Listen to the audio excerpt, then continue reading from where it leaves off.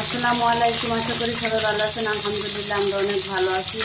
তো আজকে আপনাদেরকে দেখাবো, এটা কেউ বলে ইলিশ বাটা, কেউ বলে পোনা মাছের বাচ্চা, যে যাই বলুন।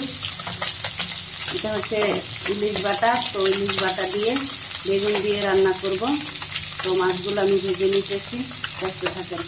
এটা এখন আমি একবার ভেজে নিয়েছি, আরেকবার দিয়ে দিচ্ছি, দুইবারে দিলাম মাছগুলো ভাজা হোক। আর এই হচ্ছে বেগুন দিয়ে রান্না করবো মাছগুলো, ছোট বেগুন ছোট মাছ। তো দেখেন হয়ে গেছে আমার মাছ ভাজাগুলো উঠে নেব।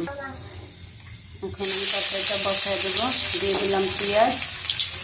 দেখেন আমার পেঁয়াজগুলো হয়ে গেছে। এখন আমি দিয়ে দেবো আদা রসুন বাটা। এখানে আমি 3 টেবিল চামচ নিয়ে নিয়েছিলাম রসুন বাটা, 2 টেবিল চামচ আদা বাটা। এদিকে সামান্য পরিমাণ পানি মশলাটা কষাতে। এখন দিয়ে দেবো কেটে রাখা কাঁচামরিচগুলো, আর দিয়ে দেবো যে ধনিয়া জিরার গুঁড়ো, মরিচের গুঁড়ো, হলুদের গুঁড়ো, লবণ।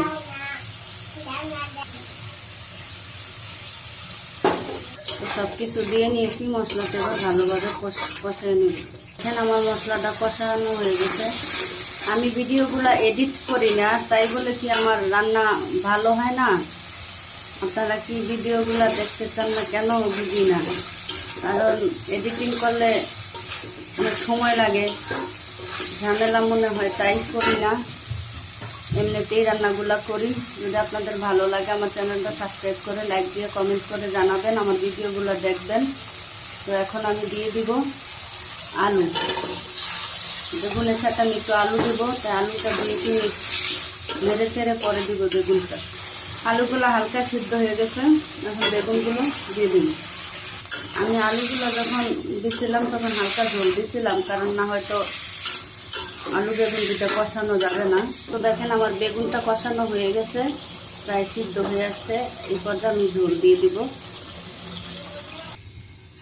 এই পর্যায়ে আমি মাছগুলো দিয়ে দিব, কারণ আজকে বাজার করছি, অনেক রকমের অনেক কাজ জমে আছে, কাজগুলো শেষ করতে হবে।